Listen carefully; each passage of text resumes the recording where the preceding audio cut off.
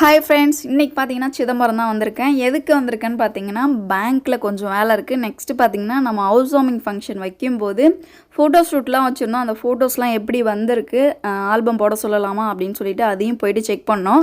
அதனால் இன்றைக்கி புது வீட்டுக்கு தாங்க வந்திருக்கேன். ஆல்ரெடி நம்ம வீட்டோட எலிவேஷன்லாம் நீங்கள் பார்த்துருப்பீங்க. ஸோ நம்ம வீட்டோட எலிவேஷன் பார்த்திங்கன்னா இப்படி தான் இருக்கும். நிறைய அப்டேட் வீடியோஸில் கொடுத்துருக்கேன். நம்ம வீட்டுடைய ஹோம் டூர் இன்னும் கொடுக்கல. அது இங்கே குடி வந்ததுக்கப்புறம் நான் கண்டிப்பாக ஹோம் டூர் கொடுக்குறேன்.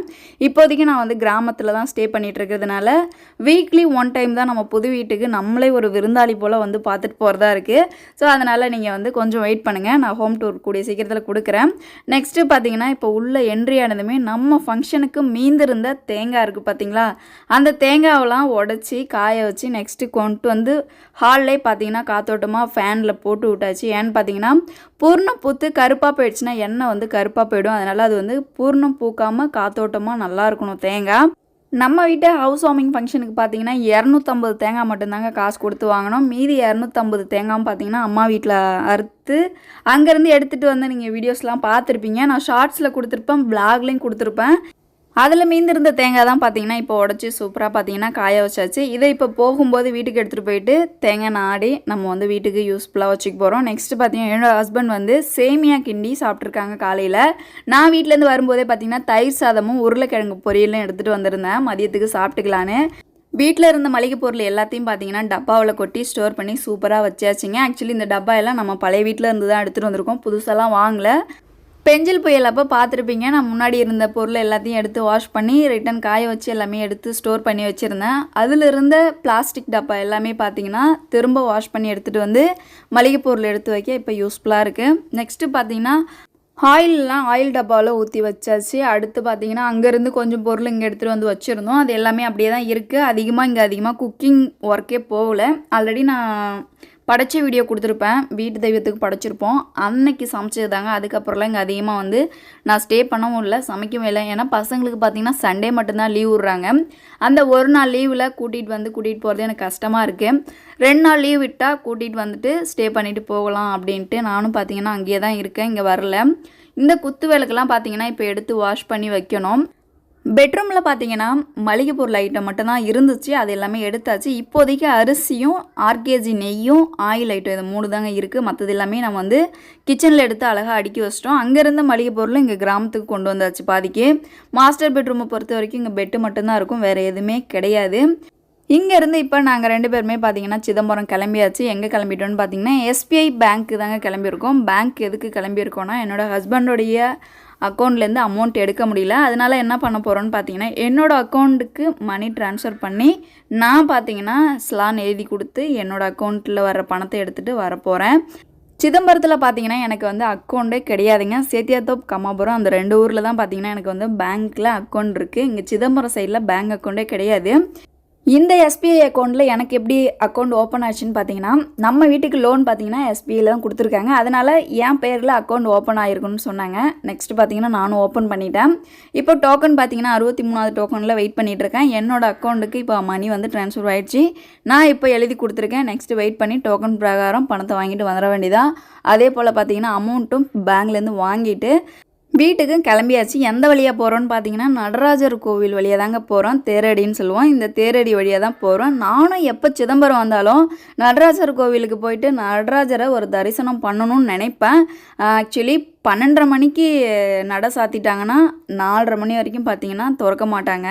நம்ம வர டைம் பார்த்தீங்கன்னா காலையிலே வந்தால் சாமி பார்க்கலாம். நம்ம வர்றது மதிய டைமில் வர்றதுனால சாமியை பார்த்தீங்கன்னா பார்க்கவே முடியல. கண்டிப்பாக ஒரு நாள் நடராஜரை போயிட்டு நம்ம கண்டிப்பாக பார்க்குறோம். வீட்டுக்கு இப்போ வந்ததுக்கப்புறம் அமௌண்ட்லாம் கரெக்டாக இருக்கேன்னு எடுத்து என்னோடய ஹஸ்பண்ட் கிட்டே கொடுத்துட்டேன். இந்த அமௌண்ட் எங்கே போக போகுதுன்னு பார்த்தீங்கன்னா இன்ஜினியர் சாருக்கு தாங்க போக போகுது. அதனால் அமௌண்ட் பார்த்தீங்கன்னா இப்போ பேங்க்லேருந்து எடுத்துகிட்டு வந்தாச்சு. மறுநாளே கொண்டு போயிட்டு இன்ஜினியர் சார்கிட்டையும் கொடுத்தாச்சு. நெக்ஸ்ட்டு பார்த்தீங்கன்னா வீட்டில் இருந்து அடுத்த ஒர்க்குக்கு கிளம்பிட்டேன். ஆல்ரெடி நம்ம ஃபோட்டோ ஷூட் வந்து சிதம்பரத்தில் தான் வச்சுருந்தேன்.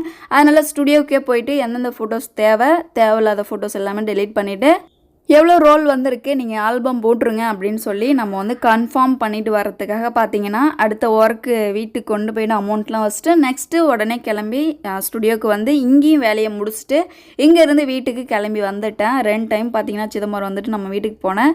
நம்ம வீட்டிலேருந்து சிதம்பரத்துக்கு எவ்வளோ நிமிஷம்னு பார்த்தீங்கன்னா 5 நிமிஷத்தில் வந்துட்டு போயிடலாம். நானும் இப்போ ரிட்டர்ன் வீட்டுக்கு வந்துட்டு நெக்ஸ்ட்டு என்ன ஒர்க் பண்ணுறேன்னு பார்த்தீங்கன்னா ஆல்ரெடி நம்ம பூஜை வந்து நம்ம நான்வெஜ்லாம் செஞ்சு பூஜை படைச்சிருந்தோம். அப்போது எடுத்து வச்சுருந்த குத்து விளக்கு எல்லாமே பார்த்தீங்கன்னா விளக்காமல் இருந்துச்சு. ஏன்னா அதுலேருந்து நான் இங்கே புது வீட்டுக்கு வரவே இல்லை.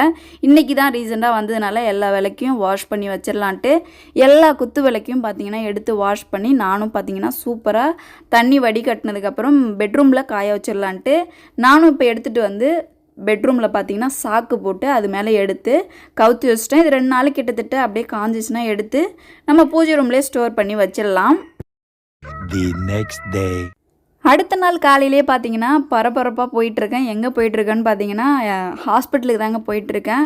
ஆல்ரெடி நேற்றே வீடியோஸில் காமிச்சிருப்பேன். என்னோடய ஃபேஸில் பார்த்தீங்கன்னா கட்டி கட்டியாக இருக்கும். அது எப்படி வந்துச்சுன்னு எனக்கே தெரியல. இத்தனை வருஷத்தில் எனக்கு அந்த மாதிரிலாம் வந்ததே கிடையாது. இப்போ அதிகமாக ஃபேஸில் வந்ததும் அது என்ன பண்ணுதுன்னு பார்த்தீங்கன்னா வலிக்க ஆரம்பிச்சிருச்சு. எழுந்திருக்க முடியல, எந்த ஒர்க்கும் பண்ண முடியல. சரி போயிட்டு ஒரு இன்ஜெக்ஷன் போட்டு வந்துடலான்ட்டு காலையிலே கால் பண்ணி கேட்டிருந்தேன். டாக்டரும் சொல்லியிருந்தாங்க சரி வீட்டில் தான் இருக்கேன் வாமா அப்படின்னு சொல்லியிருந்தாங்க. அதே போல் பார்த்தீங்கன்னா ஹாஸ்பிட்டலுக்கு வந்தாச்சு. ஃபேஸில் மட்டும் இல்லைங்க, தலைப்பகுதி ஃபுல்லாக வந்து ரத்த கட்டி மாதிரி இருக்குது. தலையே பார்த்திங்கன்னா சீவவே முடியல, சீப்பு வைக்கவே முடியல. அதுக்காக சரி இன்ஜெக்ஷன் போட்டால் தான் சரியாகும்னு சொல்லிவிட்டு இப்போ நானும் பார்த்திங்கன்னா ஹாஸ்பிட்டலுக்கு வந்து வெயிட் பண்ணிகிட்ருக்கேன்.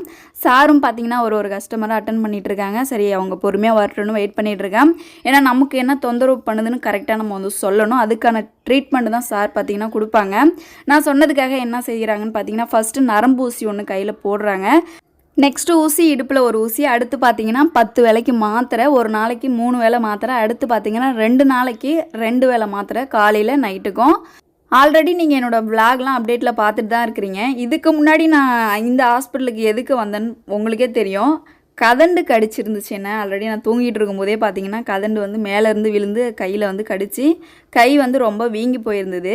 அப்போது ரீசெண்டாக இதே ஹாஸ்பிட்டலில் இதே டாக்டர்கிட்ட தான் வந்து நான் இன்ஜெக்ஷன் போட்டுட்டு சேம் இதே டைம் காலையில் 7:30 மணி போல் வந்து இன்ஜெக்ஷன் போட்டுட்டு நான் போனேன். அதுக்கு அடுத்து நம்ம ஹவுஸ் வார்மிங் ஃபங்க்ஷன் வச்சப்பெல்லாம் பார்த்தீங்கன்னா அவ்வளோ டயர்ட் இருந்துச்சு, அவ்வளோ உடம்பு வலி இருந்துச்சு. அப்போது கூட பார்த்தீங்கன்னா ஒன்றும் என்னோடய ஹெல்த் வந்து பண்ணவே இல்லை, நல்லா இருந்தேன். ஃபங்க்ஷன்லாம் முடிஞ்சதுக்கப்புறம் ரெஸ்ட் எடுக்கிற டைமில் பார்த்தீங்கன்னா நல்லா ஹெல்த்து பார்த்தீங்கன்னா வச்சு செய்து நானும் சரின்ட்டு காலையில் இப்போ வந்து இன்ஜெக்ஷன்லாம் போட்டுட்டு ரிட்டன் வீட்டுக்கும் கிளம்பிட்டேன். கையில் ஒரு நரம்பு ஊசி, நெக்ஸ்ட் இடுப்பில் ஒரு ஊசி, அதுக்கப்புறம் ஒரு 10 வேளைக்கு மாத்திரை, 2 வேளை எக்ஸ்ட்ரா மாத்திரை எல்லாத்தையும் எடுத்துகிட்டு இப்போ நானும் பொறுமையாக ஓட்டிகிட்டு வீட்டுக்கும் கிளம்பிட்டேன். எனக்கெலாம் பார்த்தீங்கன்னா ஹெல்த் வந்து ரொம்ப நல்லா இருப்பேன். ஒரு 2-3 நாள் தொடர்ந்து உடம்பு சரியில்லாமல் போயிடுச்சுன்னா எனக்கு கண்டிப்பாக 1 வீக் 2 வீக் வரைக்கும் அதுலேருந்து வெளியில் வர்றதுக்கு எனக்கு ரொம்ப கஷ்டமாக இருக்கும். ஏன்னா என்னோடய ஹெல்த் வந்து அந்த மாதிரி கண்டிஷனில் தான் இருக்கும். இப்போ போட்டிருக்கிற இன்ஜெக்ஷன்லேயும் மாத்திரையிலையும் சரியாக தான் நம்ம பார்ப்போம். நானும் எப்படியே பொறுமையாக பார்த்தீங்கன்னா வீட்டுக்கும் வந்தாச்சு. வந்ததுக்கப்புறம் மாத்திரையை சாப்பிட்டுட்டு நல்லா ரெஸ்ட் எடுக்க வேண்டியதான். ஏன்னா இன்ஜெக்ஷன் போட்டு வந்தாலே நமக்கே தெரியும் 2 பாட்டில் குளுக்கோஸ் போட்ட மாதிரி பார்த்தீங்கன்னா ஒரே மயக்கமாக இருக்கும். ஸோ அதனால் இப்போ நான் மாத்திரையே சாப்பிட்டுட்டு இதுக்கப்புறம் நல்லா ரெஸ்ட் எடுக்க போகிறேன். இந்த வீடியோ எப்படி இருந்துச்சுன்னு மறக்காமல் கமெண்ட்டில் சொல்லிடுங்க. நீங்கள் என்னோடய சேனல் ஃபஸ்ட் டைம் பார்க்குறீங்கன்னா மறக்காமல் சேனலை சப்ஸ்கிரைப் பண்ணிக்கோங்க. அடுத்த வீடியோவில் சந்திக்கலாம். பாய்.